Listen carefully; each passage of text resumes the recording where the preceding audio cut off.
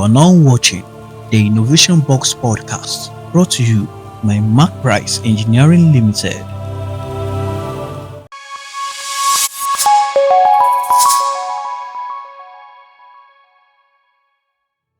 Welcome back, our dear viewers. As you can see, we have one of our guests here in the studio, but then we have two other persons joining us from across the country.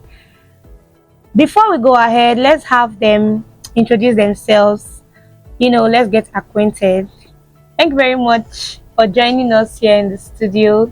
Could you introduce yourself to the audience, please? Thank you very much. Good morning. My name is Tyobur Michael Msuchter, aka Changemakers. Okay, thank you for joining us today. It's a pleasure having you. We've heard so much about you. And to our beautiful and amazing guests joining us virtually, kindly introduce yourself to our audience as well. Thank you. Okay, my name is Ofoeme Ebubechukwu. I'm from Anambra State. I served in Bayelsa in badge 24B2. Thank you very much. Thank you. And our third guest, kindly introduce yourself as well, please. Good morning, everyone. I am Inyang Blessed Paul, and I served in Niger State, Suleja to be precise. I'm from Akwa-Ibom State, and I'm joining you live from Akwa-Ibom. Thank you. Thank you so much. It's really a pleasure having you all join us here on the Innovation Box podcast. We've heard so much about each and every one of you, and we're glad to have you on board. Thank you so much once again. So moving on, we're going to just go straight into the questions we have. I'm personally curious about a lot of things. Okay, starting with you. I think you mentioned earlier that you served here in Edo State. You served in Edo State. Yeah. Can you just give us a small briefing about how service here was like? Okay. As I've said before, my name is Michael. Served here in Edo State. Ebubechukwu, Northeast Local Government State, precise.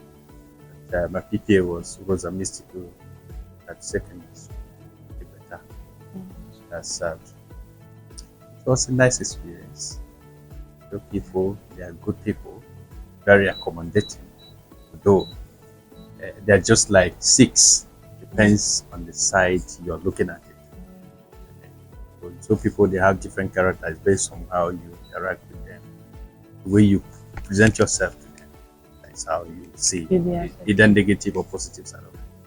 And so generally, I can say that Edo people are very nice people and very accommodating. My service was wonderful. I really enjoyed it, and that's why I'm still here. After my service here, I think I finished my service 2023, but I'm still here in the state doing one of the survive. Wow, that's beautiful. So serving in a state where for the first time, in a state of origin where you haven't been to before, usually comes with unique cultural and social experiences. How did this influence your perspective as a whole in terms of unity in a country and national unity and your service here as a whole?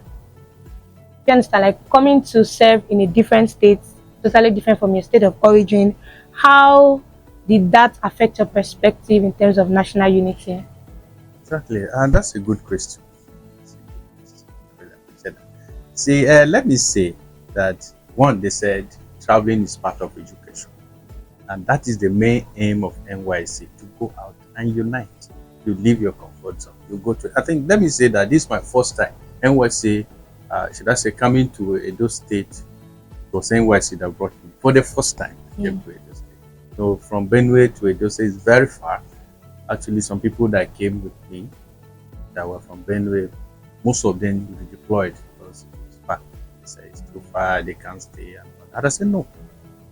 God brought me here in Edo State. That must be a purpose for that. So I have to stay and fulfill that thing.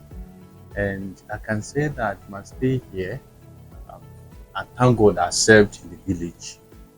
So I was curious to know about the culture, the way of life of the people. people, how possibly the language. At least I don't really know how to speak the language very well, but at least some main things like greetings, I can greet in their language, and then things of food, things of ceremonies, like maybe burial.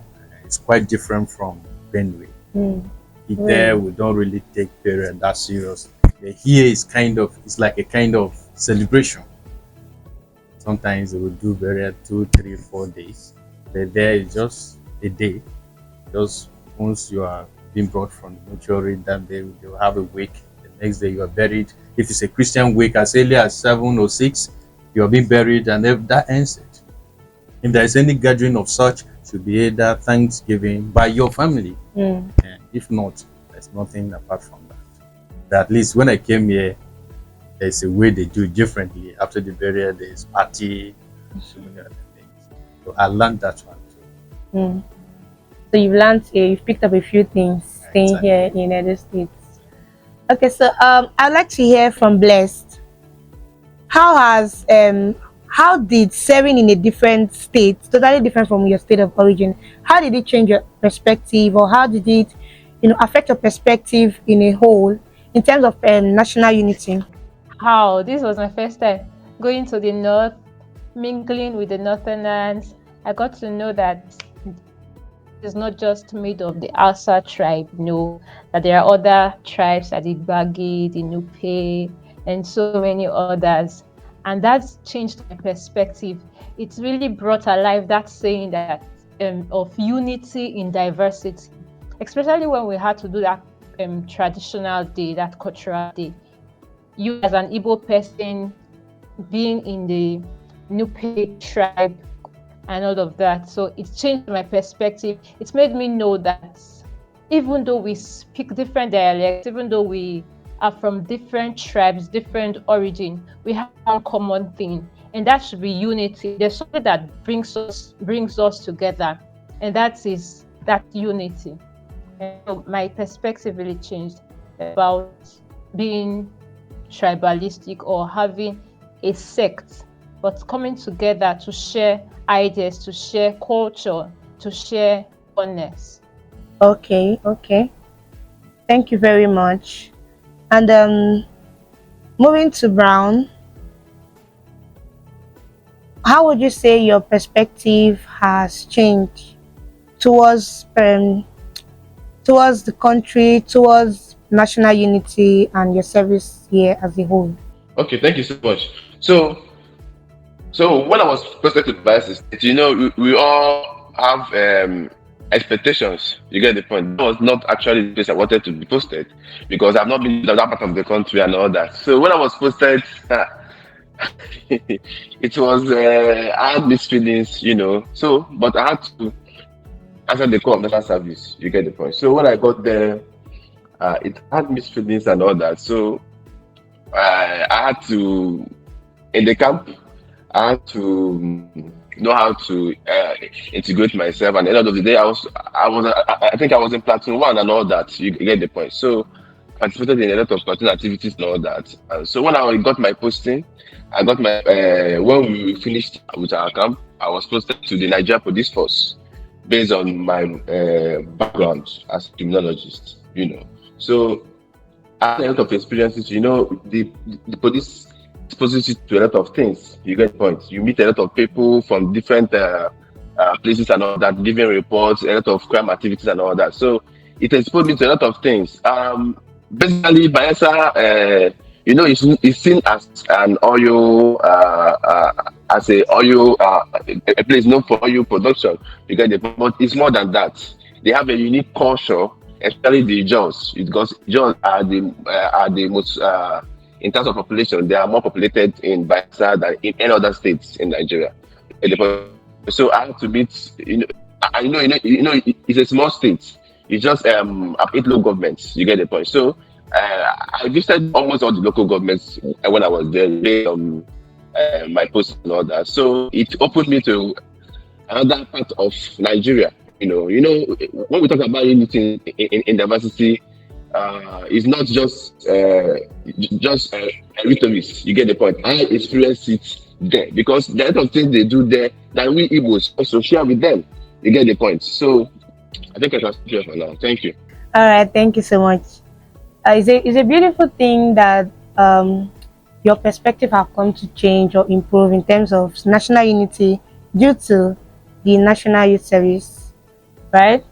So we're grateful for that. I believe that would have probably not, have this kind of insight into these other states, into this other culture, if not for NYSC. So we're grateful for NYSC for the opportunity to mingle and to know more about other cultures of the country. Yeah. So moving on to the next question. What inspired you to develop a selfless service towards your community, and how did this drive you to initiate or to execute your personal CDS projects? Thank you. That's a very good question. Well, let me say, and I also believe, I believe strongly that education is not all about reading and writing, but also your ability to impact, that is, have a kind of positive impact on the people around you. Yeah. So this country, is our prayer that the country should be better. But it's not something we can push only the government to do. We have to also contribute our individual contribution. Bring your own efforts, put together, we can achieve something great. So that was a drive. I said, okay, in my own little way in this community, what can I do to assist? So first of all, I started with organizing extramural classes for the children. The village nature, they are somehow disadvantaged in terms of certain things, exposure, in terms of communication. So that most of the times they speak broken English or speak their language strictly, even in the school. Wow. So I said, no, we don't have village syllabus, we have village WAEC. So you have to live up to the standard. It's the same question they set in the town, the same question they have to answer in the village. Sure. So you have to do something. So okay, let me organize extra classes for them every Saturday. That was what I started and I did throughout my service year. Wow. The classes every Saturday they will come out. Doesn't matter whether you are a student in that my PPA or not. Provided you are in that community, every Saturday come. So I dedicated my time to teach them. So from there, I also discovered that the market, there was a market close by, a better market, village market, that they have foodstuff, they produce cocoa, plantain. You see people from Lagos, Benin, they come to buy large quantity.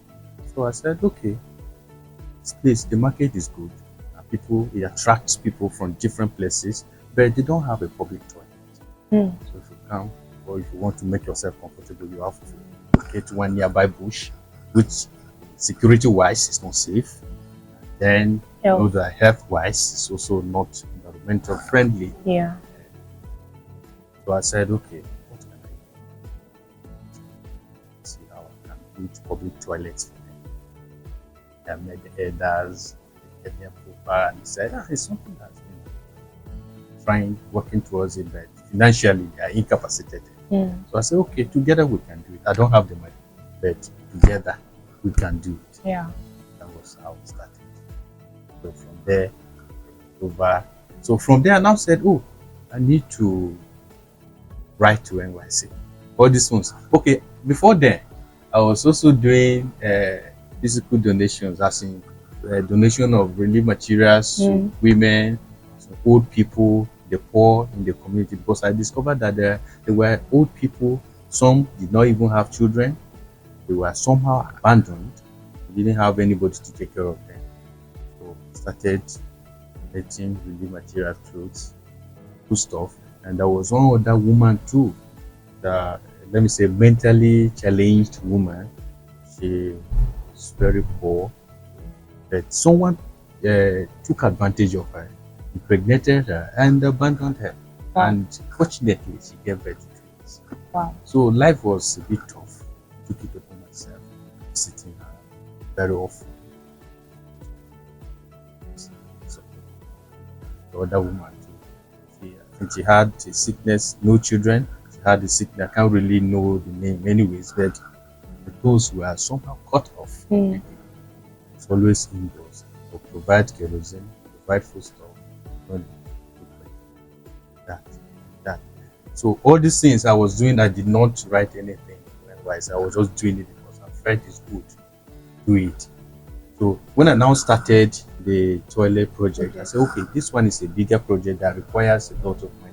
Yeah. So I need to now write it officially to NYSC, so that at least if I present the letter to someone soliciting for funds or for support, they will know that it's not just, I'm not just coming to scam or something, but they will know that officially it's coming from NYSC, so they will recognize and honor it better. Yeah. And so I wrote to NYSC, they gave me approval, I started soliciting for funds. Basically within the community, because the community members who were so supportive, they even gave me the numbers of people that were outside the community. So just call them, introduce myself, and those people are serving in your community, want to do this, those things. Can you help me? So send me 10,000, 5,000. Some will send bags of cement, some 5 bags. Some gave me sand, some gave me blocks, rods, and so many other things together. Public toilet, there and female toilet. That's inspiring. So from there, I now went ahead because to sustain that what I've started in donating relief materials to people, I said, okay, I now liaise with the priest, the parish priest, because he was my PTA boss, because it was a Cali school. So I discussed with him. So okay, I would like to start St. Vincent de Paul Society at the church, St. Stephen's Catholic Church in Ebubechukwu. That was how I now started St. Vincent de Paul Society. St. Vincent de Paul Society in the Catholic Church is a society that is meant to help the poor. So under that umbrella, I was able to get more funds, get materials. People were supporting with clothes and food stuff. So, and the members of the community, the members of the society were people in the community. So they knew people that the beneficiaries, and they now started bringing more of them, identifying them. So they will go there once I visit them, give them those food stuff. That's amazing. And then lastly, I was the president of Financial Inclusion CDS Group. Yeah. I used that opportunity to mobilize my members, go out for sensitization, went to Okada Grammar School, Okada, went to Rosa Catholic School, which was my PTA, sensitize the students, savings, why the importance of savings. So even as a child, you learn how to save. Because we in Africa somehow we have a poor saving culture. True. You prefer anything that comes with spend, but you save before you spend. Started teaching them at that level how to save, then how to identify scammers and all these Ponzi scheme, because any investment that can guarantee you 100% returns on that investment is a scam. True. You have to be very conscious so that you don't lose the little you have saved, or in the course of trying to multiply. Yeah. And then how to also teach them sit, think, choose wisely, choose their career. What are the subjects you put together so that you don't make mistakes that maybe later you regret in life. When you choose the wrong course, that you don't have passion for. True. So all this it was a major thing. Have an impact, positive. If I go there, anytime you go there, you mention Copper Michael, I take better. They know, say that Copper, because at least people were very happy. Yeah, so that's you see children coming, old people coming to give me good stuff. I share with my co-members. Those same stuff, I will carry it and share the people that I was sent to. It was a very nice experience. That's very beautiful and inspiring. Thank you very much. That's an inspiring story that other co-members, I believe, will pick one or two from. Thank you so much. You know, having to, you said, yeah, you shared the reason or the thing that inspired you to have to serve, you know, selflessly, and it's really an inspiring story. Let's hear from our other guests in the studio. Let me start with Blessed. Blessed, would you let us know what, if you had any, was there something that inspired your mindset towards selfless service, and how that particular inspiration has shown in your CDS projects during your service here? I was posted to a school, and all right, this school was in a rural area, and those children, should I say, they lacked basic foundations, learning foundations. So teaching them, teaching them gave me that opportunity to let them know the basics of mathematics, especially. You see a child that ought to be in the class, and because of that fear, that dread for the subject, they run away, they leave the class even before the arrival of a teacher. And because of the inadequacy or inadequate number of teachers available at the school, core members were mostly the teachers, and so you find yourself teaching more than the subjects you even studied in school. That was one of the challenges, and I was happy that even though at a point it looked like it was bulky, it gave me the opportunity to sit down one-on-one with these children, with these students, to know their mindset about learning, about school activities. Most of them did not like to go to school. Some of them just wanted to finish that stage and leave for maybe marriage, for business, and all of that. So it gave me the opportunity to rapport with them, to discuss with them, and tell them the importance of education, why they should go to school, why they should be learned. And that was an achievement for me. And within the school, I had an opportunity of giving writing materials to the students, because some of them, they just come to school and see a child using like one book for 5 subjects. And as a subject teacher, you'd be annoyed, you'd be angry, because why should you share mathematics, English, basic science, and basic tech in one book? That made me open up. Even though I was not earning much as a core member, I had to share what I had so that I could make impact in the life of the student. Secondly, apart from the student area, I served as the general secretary in my CDS group, and it really opened me up, because we had to go for sensitization at Maje Ward. We sensitized the market women and the community people about their hepatitis B and C, about malaria, because you see, people just leave, they fall sick, and the next thing they fall back to herbs. Some don't go for checkup, some don't go for treatment, and you see the rate of mortality very high.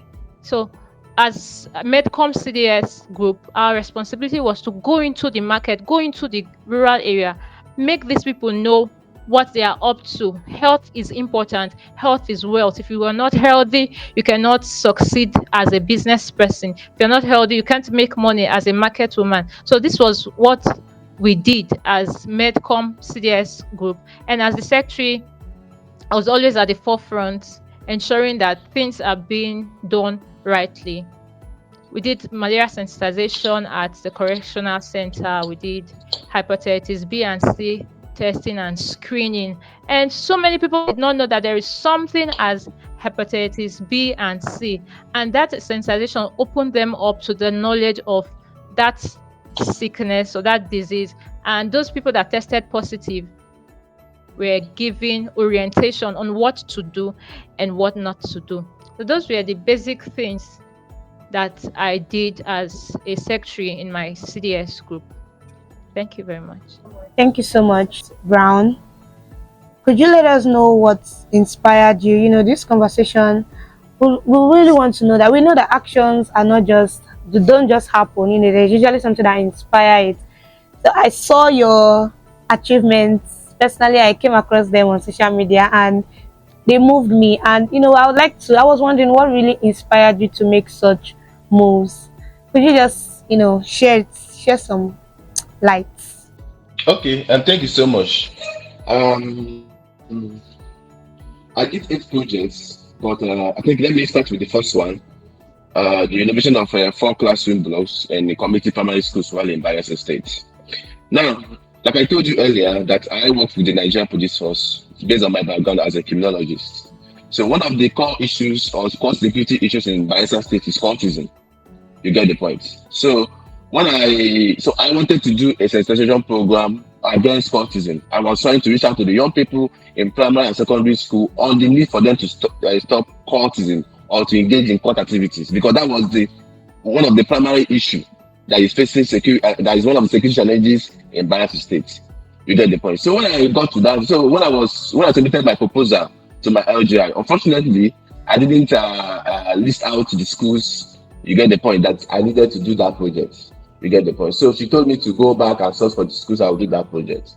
So it was on the process of trying to sort out schools that I'll go and do that project that I met a very terrible and horrible condition in community primary school, Swale. So when I went there that day, it rained.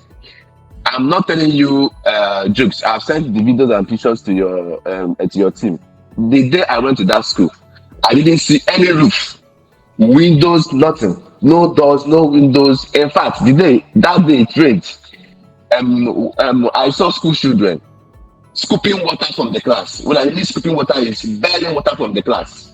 You get the point. They were bearing water from the class. They were because because of the rain, their classroom were flooded.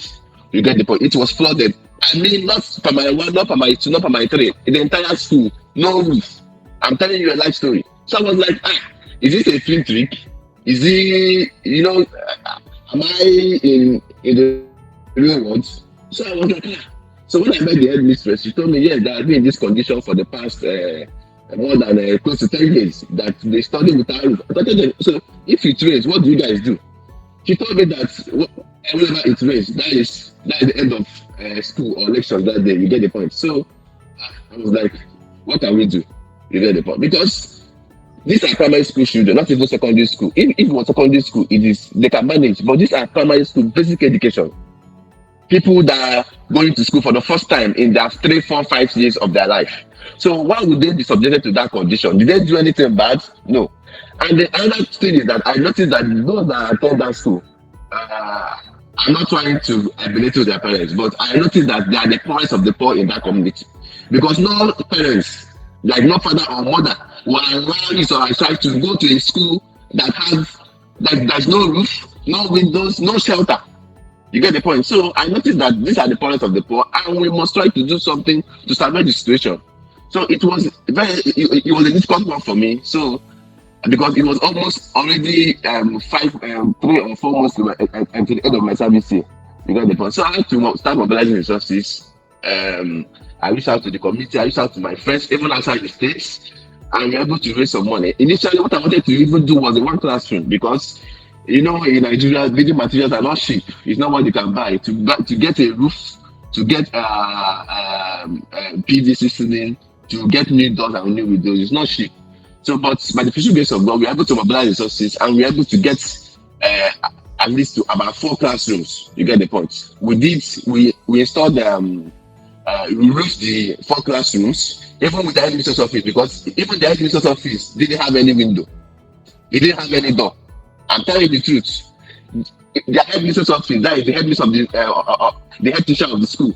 There is her own office, does not even have any roof, any windows, nothing. So we had to go to work. The 4 classroom, we installed 9 windows there, brand new windows. We installed 24 doors, and also we have to roof and put new ceiling, and also repaint the structure. You get the point. If you go there today, you will notice that those 4 classrooms are the only classroom that are roofed there. And this is a school that have about 500 to 600 population. 500 to 600 population. I'm telling you the truth. So if you go there right now, those classrooms that are installed, those 4 classrooms are the classrooms that only have doors, windows, and roof, and ceiling. So that was what we were able to do in that area. I also went to the extent of also distributing about 200 exercise books to them. You get the point. And also, I'm happy because today before I left the state, I went to the school, and I was happy that at least we were able to make a little bit impact. Yes, we spent a lot of money. That project cost us about 7 million naira. You get it? That's only that school project, but we were able to make impact. You get the point. Also, that was not the only project I did. I also did a free medical outreach in that community. In fact, that medical outreach was one of the things that also that I'm also very happy about. You get the point, because when we go to the community, we noticed that some of them that was no. I think that in that community they have a makeshift health center. It's not a complete health center, a makeshift health center. So we were able to collaborate with them, and we were able to do a medical outreach. In fact, my intention was to do only one day medical outreach, but because of their appeals and all that, we extended it to 3 days. You get the point. We did the high sugar. We did them tests on high blood pressure and also diabetes and all that. We gave them free drugs. You get the point. We gave them free drugs and all that. So that was on 2 days. We reached out to more than 200 persons for that community, especially old women who are the people that really need that medical attention. Also, we did agro on the agriculture. We also did training on soilless planting, because in Bayelsa State, one of the challenges that they face in Bayelsa State is flooding because of water. You get the point. So we are able to teach them how they can farm with sandbag. You get the point. Soilless planting. We also did we shared the seedlings for them. We gave them fish seedlings. We gave them free fertilizer and all that. Also, in the area of skill acquisition, I also did something in the area of skill acquisition. I taught the women of that community on how to do ISA and soap making. You get the point. On ISA and soap making, we were able to empower them. In fact, I can give a testimony that about 3 persons from that training are already into that business. You get the point.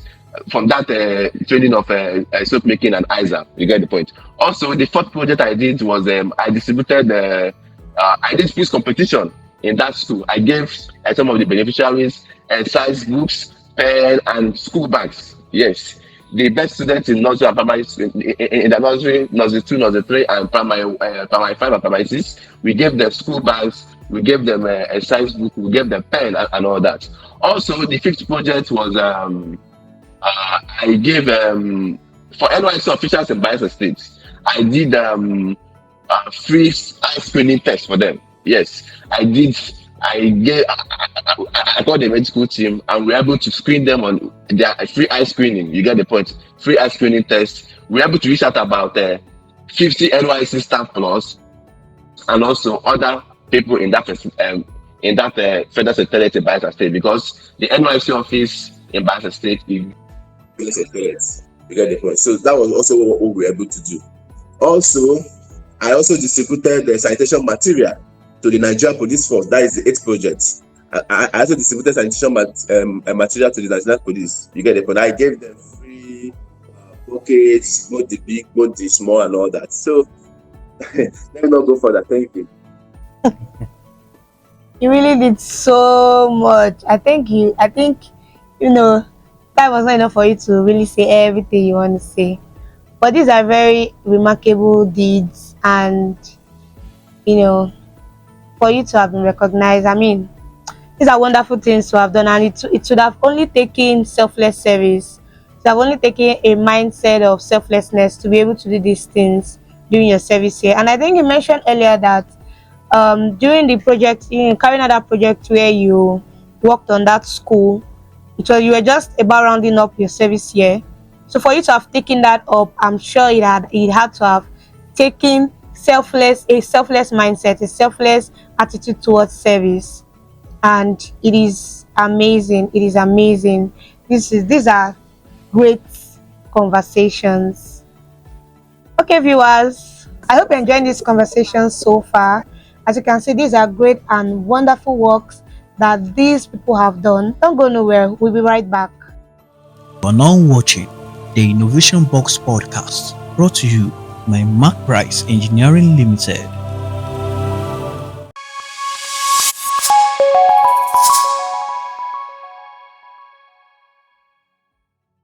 back, viewers. Right here in the studio, we have three amazing guests that has joined us from different parts of the country, and they've been sharing their achievements and their work so far during their service year. It's been amazing, but it's not over yet. I still have a question. I still have a couple of questions for our guests today, and the first one goes thus: I really like to know how you all have mentioned the amazing things you've done, and these things had to have taken so much effort, so much thought, so much planning into it. I would like to know how your beneficiaries, as the recipients of these works, these efforts, how did they receive these projects? The different works that you've done, how did the beneficiary receive them, and did you have any kind of challenges? Did you face any kind of challenges during these projects carried out? Sure. Well, you see, like the toilets, the main aim was, I know that, okay, these toilets will help to ease the stress of people running into the bush, make themselves comfortable, and then it can also serve as a source of income for the community. Because right now they've employed someone is there taking care of the toilets. At least when you go there, you drop 15 naira also to help maintain the toilet. It's also a kind of income for the community as well. So the people were very happy. Very happy. As I've said before, I received gifts when I was living. When I was living, I received so many gifts from people. And anytime when you go there, just come on. I think last year, December, one of the community members that was supporting me to reach out to the people was helping me to identify the less privileged in the community. He died, attended the burial. When the people saw me, they forgot that it was a burial. Yes, actually. They forgot that it was a burial. When I now visited the school, I thought they were very happy. The children, but I almost fell. They were just dragging, hey, come on, because they were so excited. But then when it comes to challenges, yes, we cannot say all this without challenges. It was stressful for me to do the work, because when you were doing the work, it was my responsibility. I tried as much as possible to join carry the school, my PPA, the assignment there, and then the work I was doing outside the school, so that one will not suffer. So how to teach, and I was teaching from primary SS1 to 3, economics and marketing, SS1 to 3. So it was much work on me, and then the work outside, and I'll use bike to fetch water to the site and do so many things. It was so stressful. And apart from that, promises, people promised and failed. When you're doing something, it also taught me another lesson, that you don't completely rely on people to promise you heaven, but at the end of the day, you'll be disappointed. So when you now lay all your eggs in one basket, you will not do anything. So I was good, promised me, but they did not fulfill. It was another challenge. I have to go and look for another way. Another way of funding. So it was actually not easy. But at the end of the day, God be the glory. It was achieved. Okay, were there any kind of plans you made towards the sustainability of that particular project? Exactly, as I said, from the toilet, I said I've already employed someone that is taking care of the toilets, maintain it, make sure it's always neat, and there is water for them to use. And then coming to taking care of the children, as in the less privileged in the community, that was the essence. I established St. Vincent de Paul Society, which is a society meant to take care of the poor, so that they will now continue from where I've stopped. They will continuously be visiting those people, even though I'm not there. Wow, that's beautiful. The main purpose, or the essence of these things, is sustainability. So they don't die when you leave. When you leave, they still continue. Thank you very much. That is a very innovative thing you did there. All right, moving on to our other guests. I really like to know how were the beneficiaries receptive? How was their reception towards your project, in the communities where you serve? And did you in any way have like a particular obstacle, a huge obstacle that you faced? How were you able to overcome it? And how are you able to put things in place to make sure that the project you carried out are sustainable? They are sustained even after your service here. Please, Blessed, can we hear from you?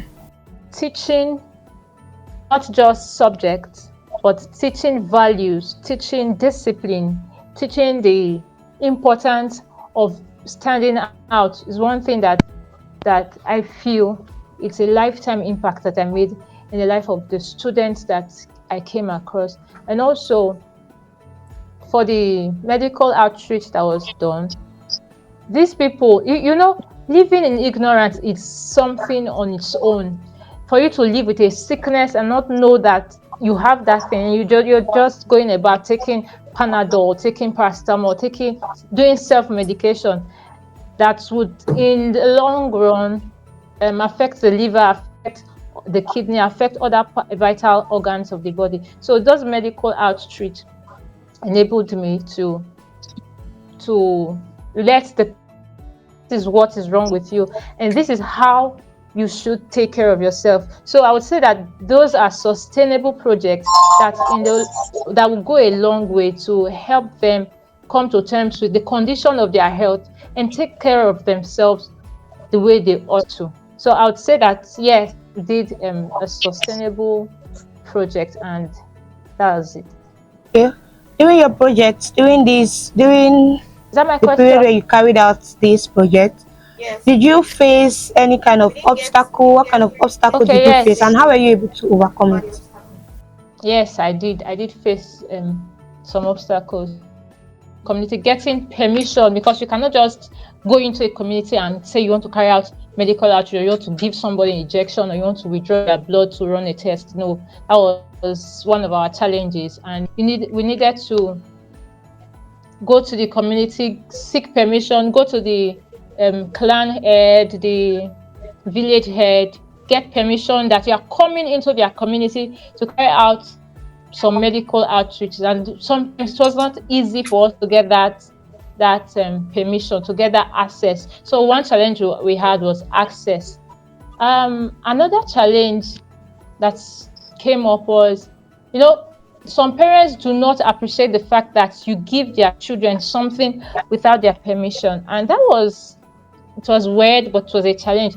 I mean, these are not edibles, these are not things that can be eaten. These are core members trying to lend their support, trying to help out, and some parents did not welcome it.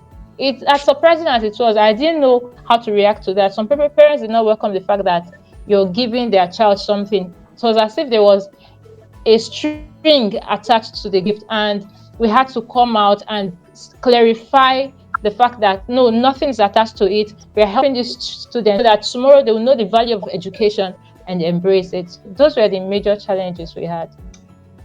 Okay. Brown, could you please answer the same question? No, would like to know how the beneficiaries of your project, how they received, you know, these works, and if there was the kind of obstacles you face, how you were able to overcome them, and also the things you've put in place to make sure that there's sustainability of this project. Okay, thank you so much.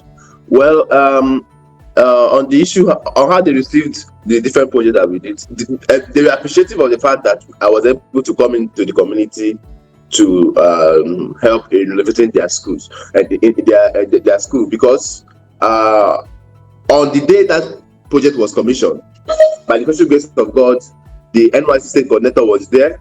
Some government functionaries were also there. The EA to governor on NYSC matter was there also. The community, both from the president general of the community, who they call the CDC chairman of the community, with his expo, both the youth, both the women, they came on that very day. So I think that is even enough to show me how they appreciate the fact that I was able to come into their community to do that kind of project. You get the point. Also, I have received a lot of people from the passing through the markets. They call the community market Swale market. That was passing. So one of the women that was selling fufu, I know what you know what is called fufu now. Saw me and said, come. And she gave me free fufu.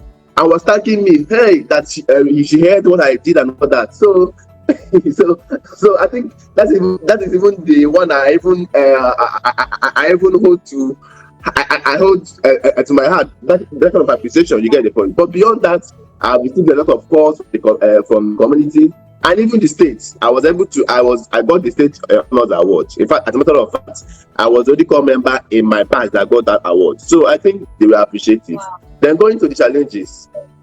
Yes.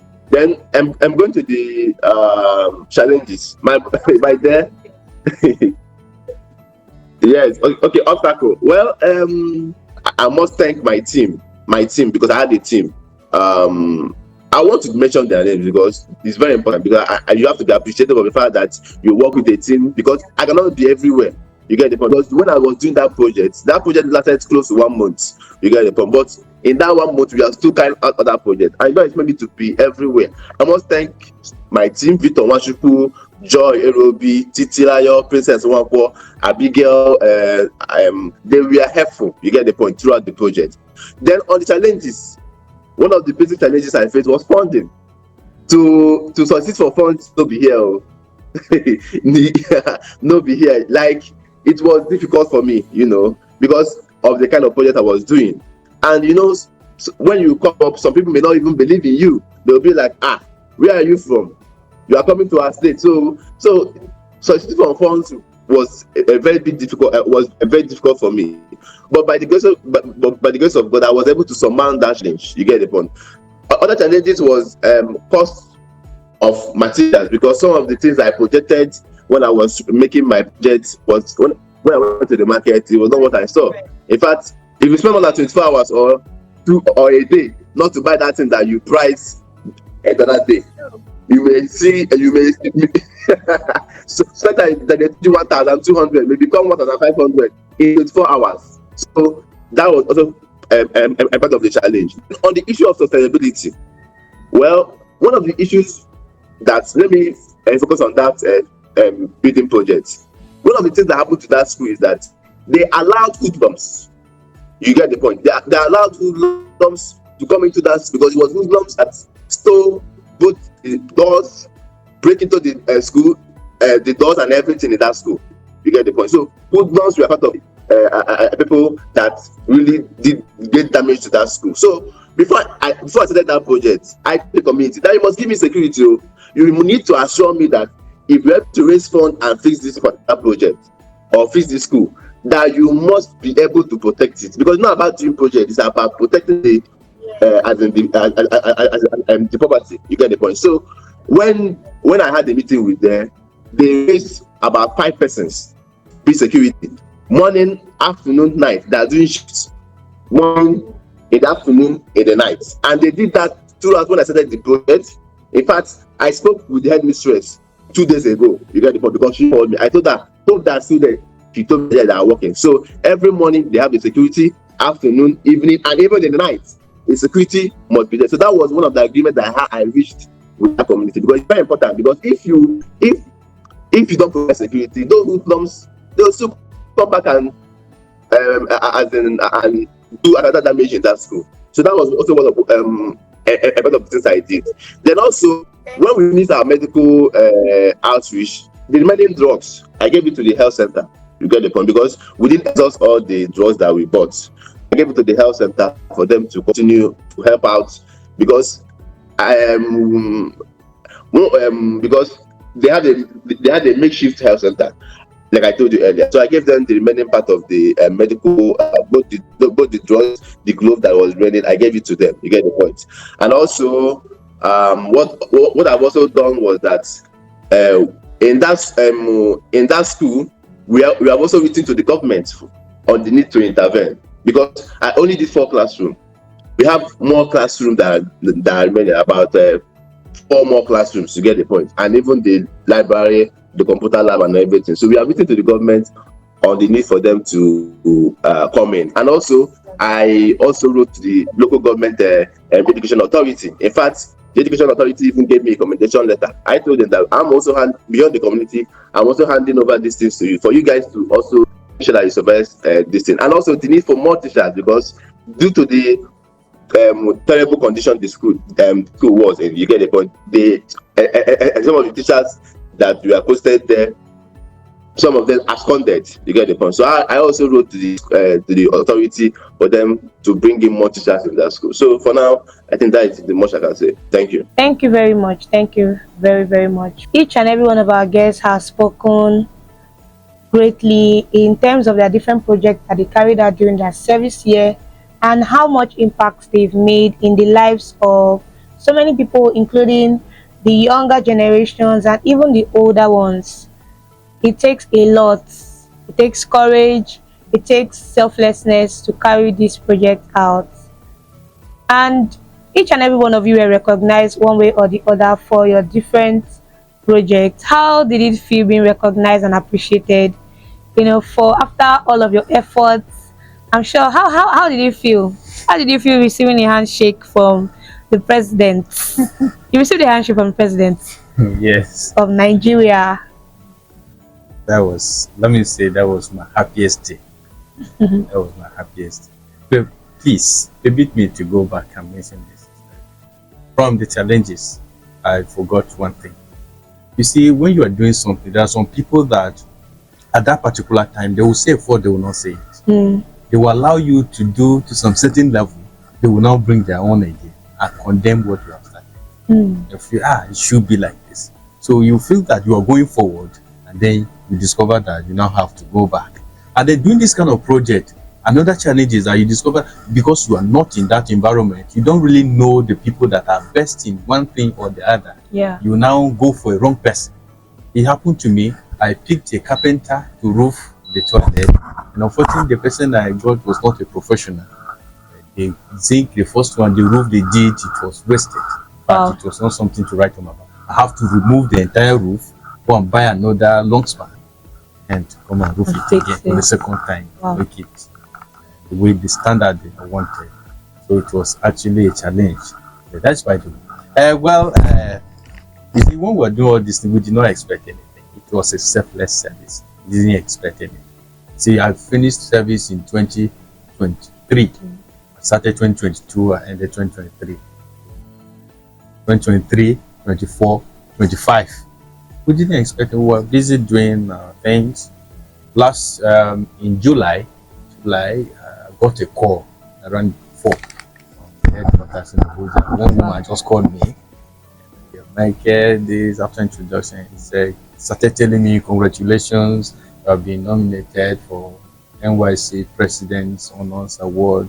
I was surprised. I said, are you serious? He said, yes. Yeah. But I was overwhelmed. Say, okay, gave me some instructions that you get details subsequently. So later, after some few days, I received an official invitation from my email. I went for the hotel reservations and all that. There was enjoyment. Yeah. We went to Abuja 4 days in the hotel. All sponsored, right? Oh, what are you saying? All sponsored, feeding, morning, afternoon, evening. We ate some things that we did not eat before.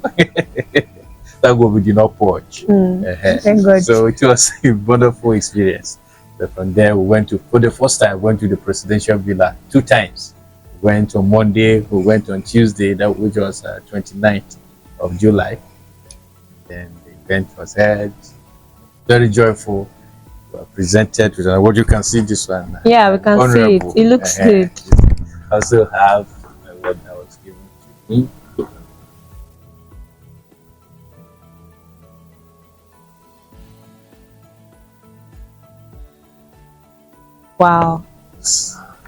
Wow. You share this to your children. You see how customized. Yeah. Name, sticker. It's just wonderful. This is beautiful. Yes. You see, I went there with my father. They gave me the opportunity to go with my father, my old and poor father. First time to go to that kind of place. I was very happy. First time to even enter a lift.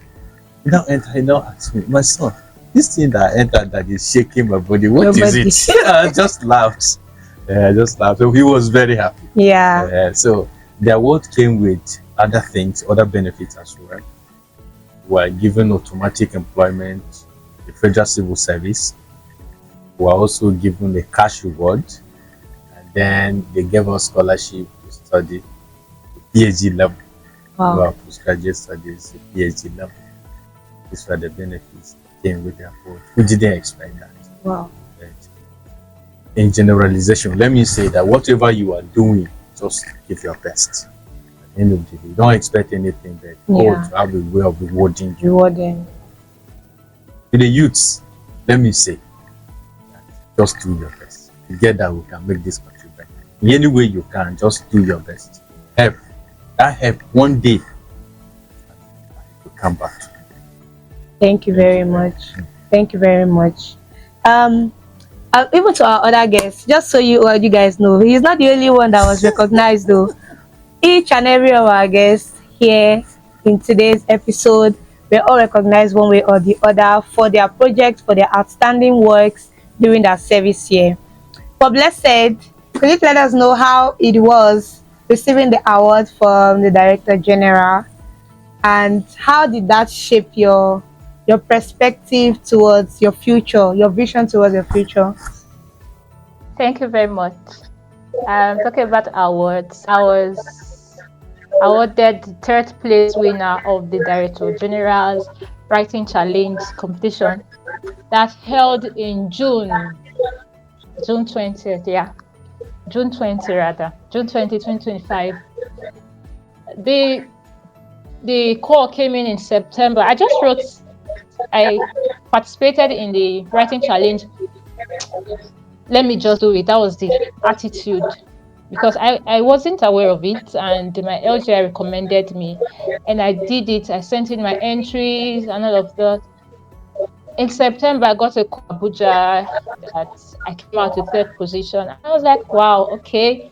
I got another call, and that was how I was connected. At the time, I was in Edo State, and I was connected to the Edo State coordinator, Dr. Ifoma. I can't get the full name for now.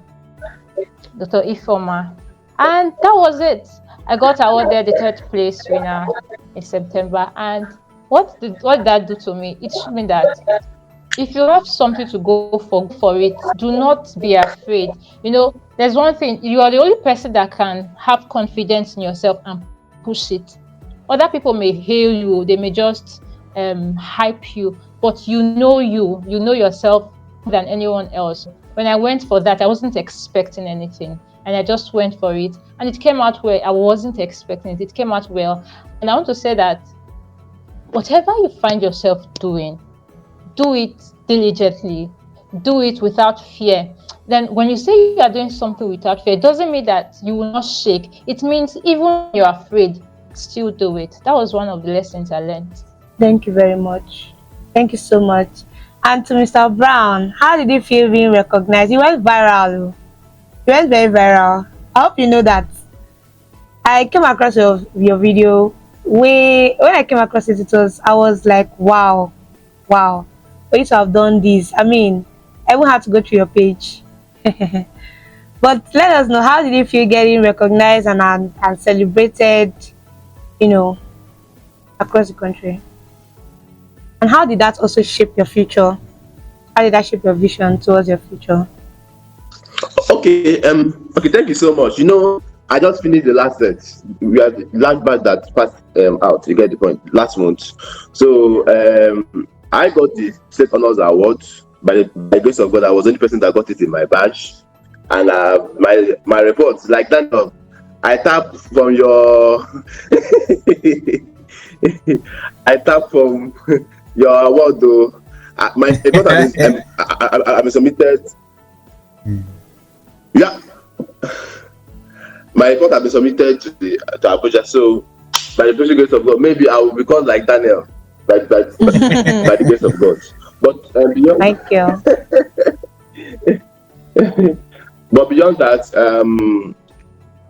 honestly, to be very frank with you, I never expected any award. When I started that project, I was not doing it to earn any awards, to get any recognition. In fact, I downplayed the publicity of that project when I was doing it. You get it? It was when I completed it that people even started to, even some core members even around me didn't know I was doing the project, because I wanted to do it silently and go my way. But God, being so kind, was able to bring me out there. You get the point. And I feel I feel encouraged because when I started that project, I faced a lot of people discouraged me. In fact, let me just tell you, some core members discouraged me.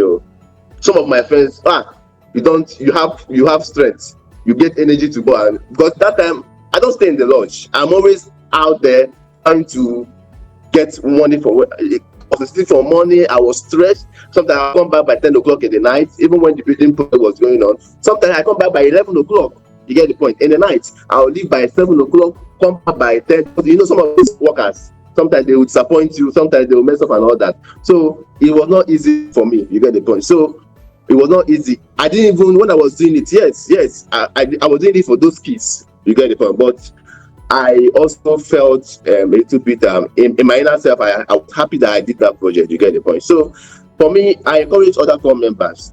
It's not about that you must have all the millions. It's not about you must have all the thousands. You get the point. Just identify a problem and solve it. It may be a small issue. It's something that you think that is small. You get the point. But it will make big impact. You get the point. So just identify problems around you and don't be discouraged. That thing that you want to do it. That thing that you feel that is right, that you need to do. Even if you start it, even if you don't complete it, you must start it, even if you don't complete it. But it must be a record that you tried your best. You get the point. When I started that project, I didn't even have up to 10% of the money that I used to complete it. But I started it with faith. And during the project, I was able to also raise more funds and we finish the project. So I encourage all core members, even non-core members, youth, you must not wait for the community to do something for you. You can help, you can do something for your community, your host community, your state, and even Nigeria. Thank you. Thank you so much for these words. Thank you for your labor during your service here, and for these words that you've shared to other core members out there, that they should not be looking for validation. When they have something they want to do, they should do it. As you can see, dear audience, each and every one of our guests has done something remarkable, something beautiful, amazing in their different communities during their service here. And they did this without, looking for validation or looking for any kind of recognition.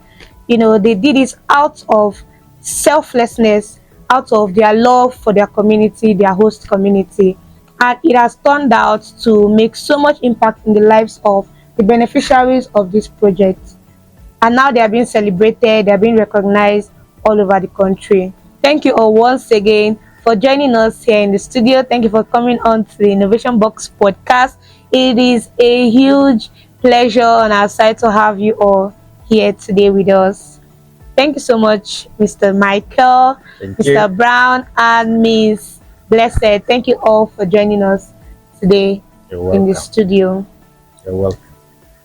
The Innovation Box podcast is a platform where we host and have, people just like you, people with impeccable mindset like you, who have done remarkable things, to give you this platform, to bring this to light so that other people can see and be inspired and, know that there are innovative minds out there that needs to be heard, needs to be seen. So I'm really glad to have you all on board today. Thank you so much. So I would really like to know your thoughts on the Innovation Box podcast. Like I already mentioned what it's about before. Or what do you think of this podcast, of this platform? Thank you very much. First of all, let me appreciate the founder of Innovation Podcast. This is a very nice platform, as rightly said. I really appreciate it because this can help us to project what we have been doing, or the good, as in the youth. We only project most of the times the negative aspect of it, but this is a platform that we can also project the positive part of the youth, and also encourage the other youth that are there that we need to do something. And when you do something, there is a way God will bless you. Just dedicate your life. Anything you are doing, do it selflessly. All your ability. At the end, you see God will reward you. Yeah. I really appreciate you people. This is a very good platform. At any time you wish to call me, I'm available. Thank you so much. You're welcome. To all our virtual guests joining us, what do you think of this platform to spotlight the efforts and the works of core members, ex-core members out there. Blessed, please. One of the psychological effects of sight is that it registers faster to the brain. The fact that this podcast brings people, core members, youth to interview them, to talk about their achievements, to tell people what they can do. It helps other youths to come up with ideas. It encourages them to do their best. It encourages them. It does not. It helps people to know that beyond your small space, beyond your convenience, you can be something great. You can do better, and it's a very nice thing. It's a nice initiative. I encourage it. Well done, innovation podcast. Thank you so much. Thank you so much for what you said. I'm glad that you see us this way.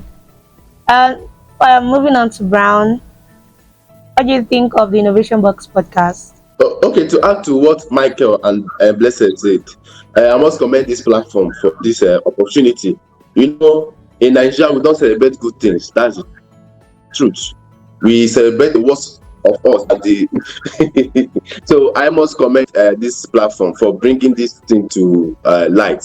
You get it? But I know there might be challenges and all that, but I will encourage you, continue pushing. It's a good thing, because if I've seen this kind of video, maybe I could have prepared my project earlier before I did.